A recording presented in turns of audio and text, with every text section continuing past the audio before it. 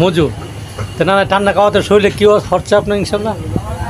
ঠান্ডা তো সাময়িক ঠান্ডা, এটা একবারে ভালো জিনিস না, হয়তো একটু আরাম পাওয়া যায়। আসলে তো এই ঠান্ডায় তো ঠান্ডা না। দিল কি ঠান্ডা হয় না আপনার? না, দিল ঠান্ডা হয় না। তো না না দিল ঠান্ডা কিসে দেওয়াতে হবে না? না দিলের ঠান্ডা হইতে গেলে অনেক শান্তিপূর্ণ বিষয় আছে, সামাজিক বিষয় আছে। আজকে আসলে মনটা একটু এমনিতেই একটু জ্বালাপোড়া। এতে তো কষ্ট পায়, কারণ কি?